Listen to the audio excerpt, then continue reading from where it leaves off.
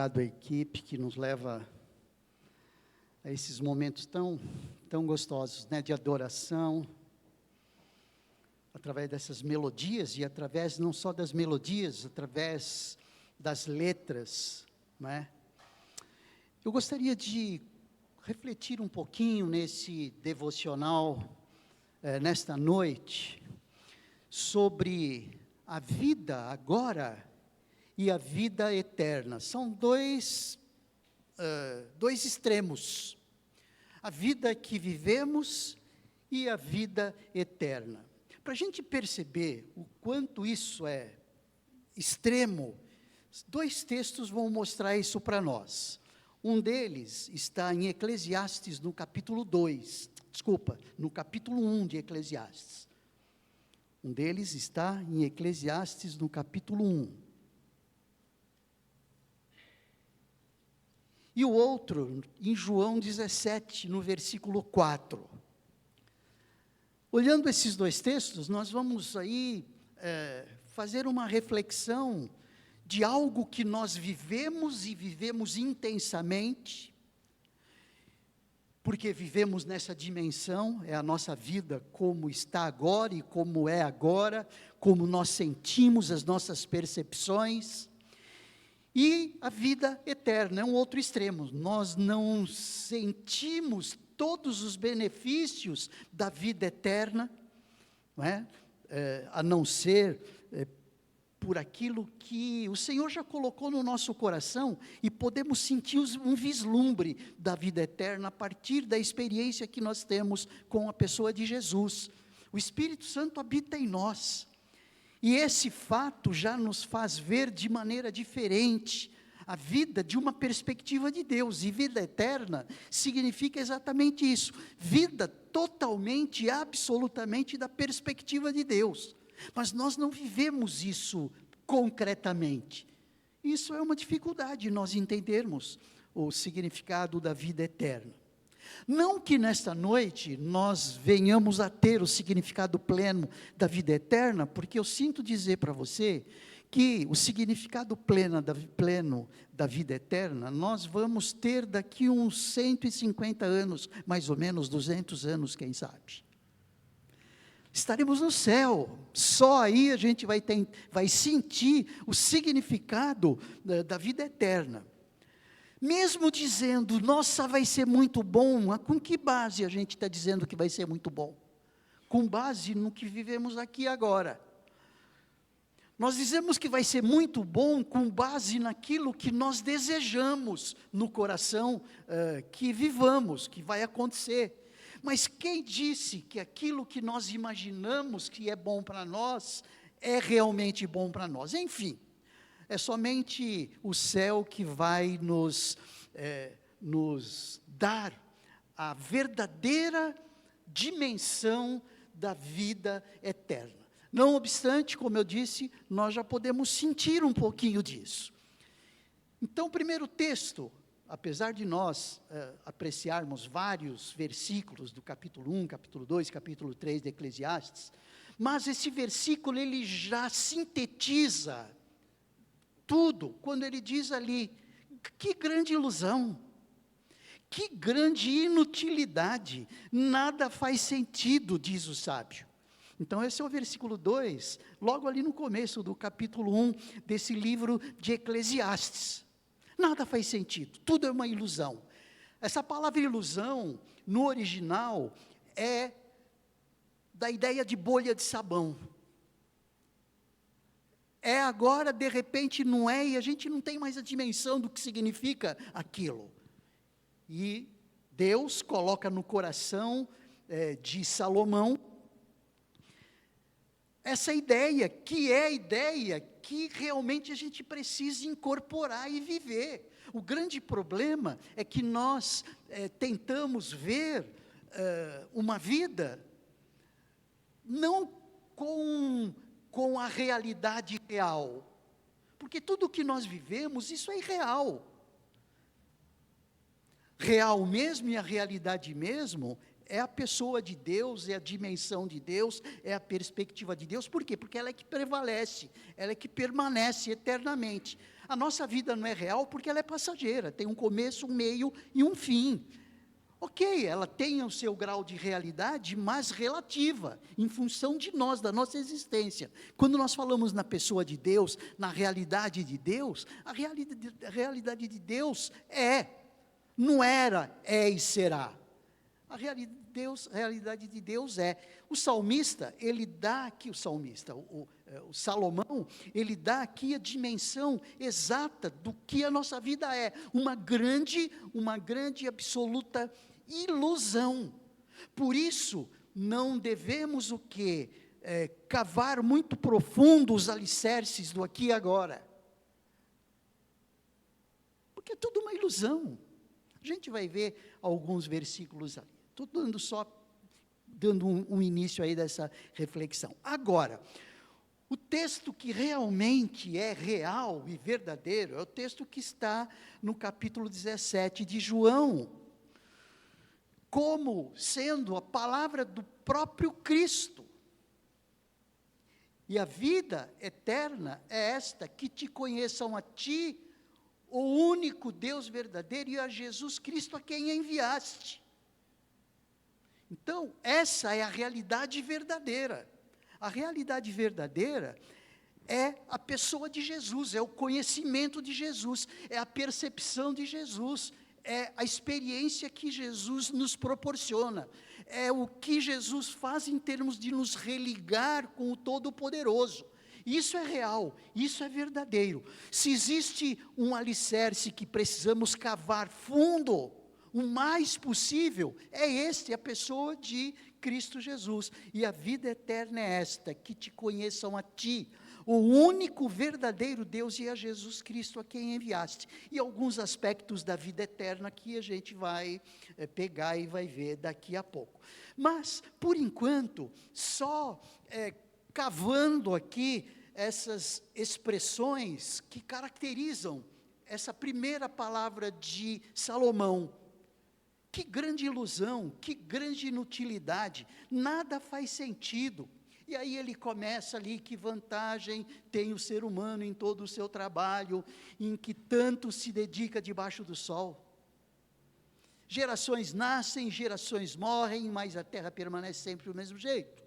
O sol se levanta no horizonte, ao fim do dia se põe, e depressa volta ao lugar de onde se levanta para o novo dia. Enfim, ele vai indo e vai trabalhando essa ideia, ou desenvolvendo essa ideia de que tudo é uma ilusão. Na realidade, esse livro de Eclesiastes vai todo nessa direção aí. Por quê? Porque é a palavra de um homem, de um ser humano decepcionado. Decepcionado por quê? Porque ele buscava encontrar alicerce no aqui e agora. Quando ele escreveu Provérbios, ele escreveu Provérbios de uma perspectiva de Deus. Não que ele tenha escrito Eclesiástico que não da perspectiva de Deus, mas focando um ser humano, não da perspectiva de Deus, o ser humano vivendo da perspectiva dele, não da perspectiva de Deus, mas da perspectiva dele. Por isso ele mostra tanta decepção aqui. Ele não vê sentido no prazer. Versículo 1, 2 e 3 do capítulo 2, eu disse a mim mesmo, pois bem, eu te farei experimentar o prazer em toda sua intensidade, conhecer as grandes alegrias da vida. Contudo, isso também se mostrou algo inútil, mais uma vaidade. Só me fez concluir que do riso o que sobra é a tolice, e da alegria que resulta é o vazio. Então decidi entregar-me aos vinhos e às extravagâncias, procurando, entretanto, manter mente e coração sob a liderança da sabedoria. Eu desejava descobrir o que de fato vale a pena debaixo dos céus, durante esses poucos anos que um ser humano vive sobre a terra. Desilusão em relação ao que ele busca em termos de prazer. É importante a gente refletir sobre isso, porque na realidade os propósitos da nossa vida são, a maioria das vezes, a grande parte das vezes, em cima de tudo isso que é ilusão, daquilo que Salomão já viveu, e por isso ele olha a vida com essa perspectiva tão desanimadora. Ele vê desânimo nos grandes projetos e construções, quando nós vemos ali do versículo 4 ao versículo 6, quando ele diz que depois de concentrar-me no trabalho de edificar obras magníficas, construir palácios para mim mesmo e plantei imensos vinhedos, projetei e mandei construir belos jardins e pomares e neles plantei todo tipo de árvore frutífera. Construí grandes reservatórios de água para irrigar os meus muitos bosques verdejantes e tudo mais, e ele vai nessa direção, dizendo que, olha, tudo isso é ilusão, como ele diz no versículo 2, que grande ilusão, que grande inutilidade, não tem sentido, não tenha sentido o prazer, não tinha sentido nos grandes projetos e construções, não tinha prazer nas riquezas que ele buscava adquirir, como diz no versículo 7, versículo 11, só algumas pegadas aqui, comprei uma infinidade de escravos e escravas, muitos foram os escravos que nasceram em minhas terras, além de todas essa criadagem, tive muitos bois, ovelhas, enfim. Então, Salomão não encontrava sentido em tudo isso, e isso nos faz ver a nossa vida hoje. Tudo isso para fortalecer o que realmente precisamos, onde realmente precisamos cavar mais profundo, que tem a ver com a vida eterna que é Cristo. O que esse texto está dizendo, o que Deus está nos dizendo através desse texto, é, gente, eu estou querendo eliminar esforço teu, eu estou querendo diminuir o caminho, eu estou querendo dar um atalho mais direto. Você não precisa ficar sofrendo e batendo a cabeça em tudo quanto é lugar. Vá direto na fonte da alegria, na fonte do prazer, na fonte da realização. Cave mais profundo naquilo que tem a ver com a eternidade. Busque em primeiro o reino dos céus e a sua justiça, e essas coisas todas que você precisa, vos serão acrescentadas. Olha só que lições fantásticas esse texto nos diz aqui. Salomão nos fez refletir sobre os estágios da vida. A vida é composta por estágios. Eu estou num estágio de vida, o Lucas está no outro estágio de vida, a Janete está no outro estágio de vida, Paulo está no outro estágio de vida, cada um de nós está num estágio da nossa vida. Mas entender esses estágios da vida, não de uma perspectiva que lá na frente a gente venha a sentir essa frustração que Salomão sentia. E é isso que Deus está falando. Olha, é um exemplo que eu estou dando aqui para vocês, da vida de alguém que foi usado por mim, que fez o que fez permitido por mim, mas olha só a conclusão que ele chega. Deus está dizendo isso para nós. Quando esses estágios de vida, quando ele fala sobre o tempo, né, para todas as realizações há um momento certo, existe sempre um tempo apropriado para todo o propósito debaixo do céu, há um tempo de nascer, época de morrer, tempo de plantar, tempo de arrancar o que plantou, tempo de matar tempo de matar, tempo de curar, tempo de derrubar, tempo de edificar, enfim, ele vem trabalhando ali todos esses estágios sob diversas formas. Tudo isso para mostrar para a gente que não é em cima do aqui e agora que a gente precisa fazer as grandes construções. As grandes construções, elas devem ser vividas em função daquilo em que Deus está propondo para nós, uma vida intensa na sua presença, uma vida intensa em buscar a sua vontade, como nós dissemos pela manhã, buscar o que agrada a Deus, agrada-te do Senhor e Ele satisfará os desejos do teu coração, ou se não, mesmo recuperando o Salmo 147, que nós falamos pela manhã, que ele é tão expressivo, esse Salmo 147, abra sua Bíblia ali, no Salmo 147,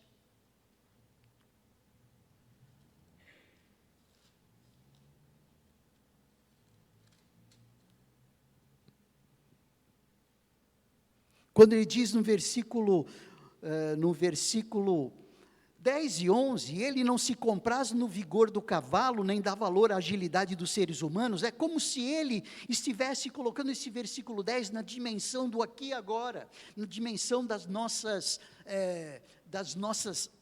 autossuficiências, das nossas capacidades, mas ele diz, o Senhor se agrada dos que o temem, daqueles que depositam sua esperança em seu amor leal e perene. Olha só como Deus está mostrando o aqui e agora, e o que o aqui e agora representa para nós, o que o aqui e agora entrega para nós de bônus, e o que a eternidade buscada na pessoa de Deus, no temor de Deus, entrega para nós de bônus.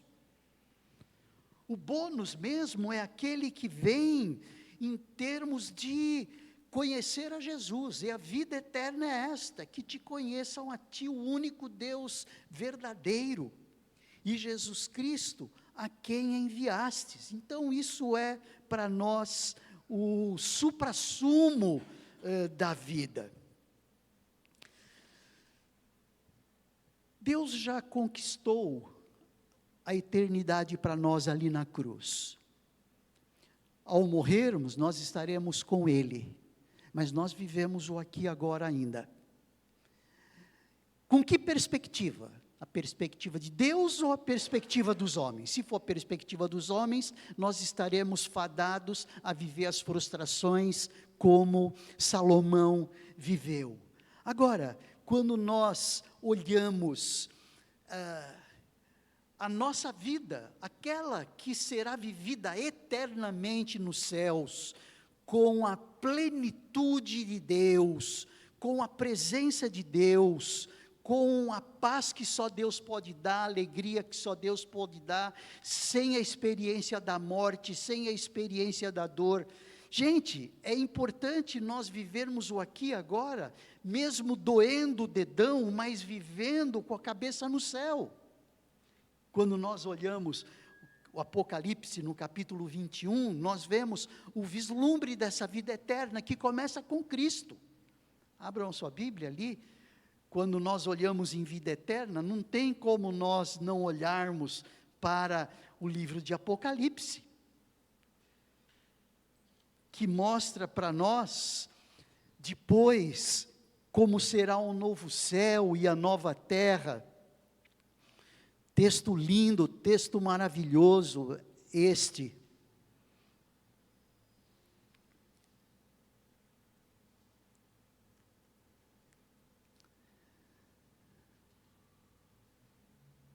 Quando ele diz ali a partir do versículo 1, então vi novo céu e nova terra, pois o primeiro céu e a primeira terra haviam passado, e o mar já não mais existia. Vi também a cidade santa, a nova Jerusalém que descia dos céus, da parte de Deus, adornada como uma linda noiva para o seu esposo amado. Ele fala da igreja. E ouvi uma forte voz que procedia do trono e declarava: eis que o tabernáculo de Deus agora está entre os homens, com os quais ele habitará. Eles serão o seu povo, e o próprio Deus viverá com ele, e será o seu Deus. Ele lhes enxugará dos olhos toda lágrima. Não haverá mais morte, nem pranto, nem lamento, nem dor, porquanto a antiga ordem está encerrada. Aquele que está assentado no trono afirmou: eis que faço novas todas as coisas. E acrescentou: escreve isto, pois estas palavras são verdadeiras e absolutamente dignas de confiança. Quando ele diz aqui, eis que faço nova todas as coisas, ele está trabalhando as coisas como eram antes do pecado, sem a experiência da morte para o homem, sem a experiência da dor para o homem, sem a experiência das frustrações para o homem, sem a experiência das decepções para o homem, sem as experiências da saudade para o homem. Olha, é tudo que mexe conosco, é tudo que nos angustia, é tudo que nos faz sofrer. Vida eterna. Eu estou me esforçando aqui para, quem sabe, mostrar um pouquinho, um vislumbre daquilo que eu entendo, daquilo que nós podemos ver nas Escrituras sobre o céu. Não existem detalhes. Não existem detalhes. O que nós sabemos é de um novo corpo. O que nós sabemos é das coisas restauradas. Se existem coisas bonitas no mundo, se existe a criação vista de maneira tão exuberante no mundo, nós a vemos exuberante assim, mas carregadas de problemas. A exuberância será absoluta quando vistas da perspectiva de vida eterna. Pastor, mas como é isso? Não sei. Eu tento tirar de dentro de mim algumas percepções de como seria isso, o meu corpo restaurado, como a de Jesus, como o corpo de Jesus, depois da sua ressurreição, que ia, vinha, aparecia, desaparecia, entrava em lugares completamente fechados, glorificado, o corpo glorificado, talvez como João viu, aquele corpo glorificado de Jesus, como João viu, e é mostrado ali em Apocalipse, não é? A partir ali do versículo 9, mas especialmente no versículo 14 em diante, quando diz sua cabeça e seus cabelos brancos, ele começa a relatar aí o que ele estava vendo acerca da pessoa de Jesus. Sua cabeça e seus cabelos eram brancos como a lã, tão brancos como a neve, seus olhos como uma chama de fogo, seus pés reluziam como metal quando é refinado em fornalha ardente, a sua voz como o som de muitas águas. O texto dizendo que no versículo 16, seu rosto era como o próprio sol, quando brilha em seu resplendor. São algumas coisas que nós podemos perceber da vida gloriosa do Todo-Poderoso, e nós estarmos participando de tudo isto. Olha só que contraste, começamos com Salomão, com a inutilidade da vida, com as decepções sobre tudo aquilo que ele tentou construir, que ele considerou como nulidades, que ele considerou como sem sentido, que ele considerou como bolha de sabão, que é o que de nós é esperado se nós formos cavar no terreno do aqui e agora. Então isso nos faz pensar nesse tipo de vida que Jesus nos oferece aqui. E a vida eterna é esta, que te conheçam a ti, o único Deus verdadeiro, e a Jesus Cristo, a quem enviaste. Fora, esse não é o objetivo de nós cavarmos aqui, fora a paz que sentimos nos momentos de dificuldade. Quando humanamente falando, nos momentos de dificuldade nós temos tristeza, aflição, mas nos momentos de dificuldade nós podemos saber que nós estamos nas mãos do Todo-Poderoso, nós estamos nas mãos de um Deus que é onipotente, Ele pode tudo, Ele pode todas as coisas. Nós estamos nas mãos de um Deus que é onipresente, quer aonde estejamos, o Senhor está ali conosco. Eis que estarei com vocês todos os dias até a consumação dos séculos. E aqui eu não estou falando na vida eterna no seu esplendor, eu estou falando na vida eterna enquanto podemos perceber. Estamos ainda na carne, estamos ainda vivendo as agruras do mundo, mas nós já podemos perceber um vislumbre do céu, sim. Alegria na tristeza, coisa que só crente em Cristo Jesus pode ter, porque o mundo não entende alegria na tristeza, Alegria e tristeza para o mundo são duas coisas completamente antagônicas. Onde se nós estamos no claro não existe escuro, se nós estamos no escuro não existe claridade. Mas nós podemos estar num leito de hospital, com o nosso ente querido, à beira da morte, e o Senhor estar nos dando plena paz. Ou não? Eu vivi isso, muitos de nós já vivemos isso. Então, o que é? Vida, daquela perspectiva de Salomão, de vida agora, de vida no aqui e agora, vida eterna, a plenitude absoluta, que nos faz ansiar pela volta de Jesus, para que nós possamos desfrutar rapidamente disso tudo. Cá para nós, de preferência com a volta de Jesus, né? Nós temos medo da morte, já perceberam isso? Mas a morte não é um fim, nós sabemos como salvos em Cristo. A morte é a entrada de uma vida de claridade, é entrada para um ambiente absolutamente claro, porque hoje nós vivemos num clima meio, não muito claro, meio escuro, meio ruim de se ver. Esse é o mundo que nós vivemos hoje. Então, sabe, entendendo um pouco buscando entender um pouquinho essa vida agora e a vida eterna, a fim de que possamos viver com um pouco mais de qualidade, com mais gratidão no coração. Por isso é que Paulo fala ali aos Tessalonicenses, 1 Tessalonicenses capítulo 5, que estivéssemos gratos em todas as situações. Ele disse todas, porque todas, independente da qualidade das situações, se é bom, se é ruim, da perspectiva humana, mas estejam gratos em todas as situações, porque essa é a vontade de Deus para vocês em Cristo Jesus. Então nós possamos viver essa vida com uma base. Qual é a base? Conhecer a Deus, o único Deus verdadeiro, e a Jesus Cristo a quem enviaste.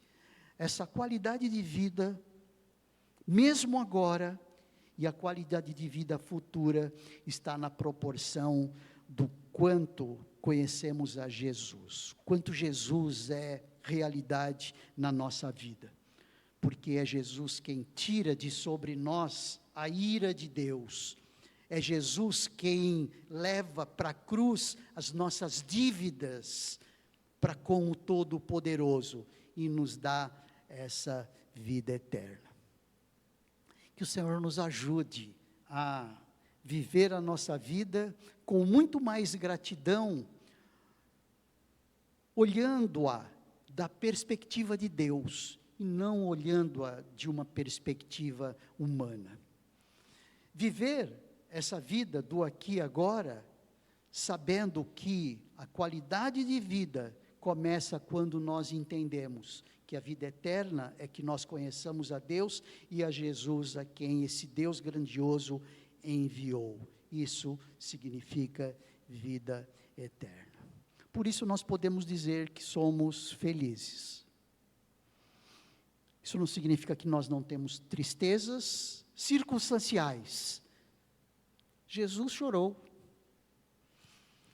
Jesus se angustiou. Mas são tristezas são tristezas circunstanciais, porque a plenitude de alegria, plenitude de paz, nós podemos ter, sim, porque Jesus já nos conquistou ali na cruz. Vamos orar, vamos pedir que o Senhor nos ajude a viver de maneira um pouquinho mais alegre, íntegra e tendo a nossa vida muito mais colocada sob gratidão desse Deus grandioso que já nos ofereceu essa vida eterna, já é nossa, em Cristo Jesus. Feche os seus olhos, vamos orar. Senhor Deus, nós te agradecemos por esse tempo de reflexão, sendo que nos tempos de hoje nós vivemos tão pressionados pelas urgências do dia, que nós nos esquecemos da verdadeira e da real realidade.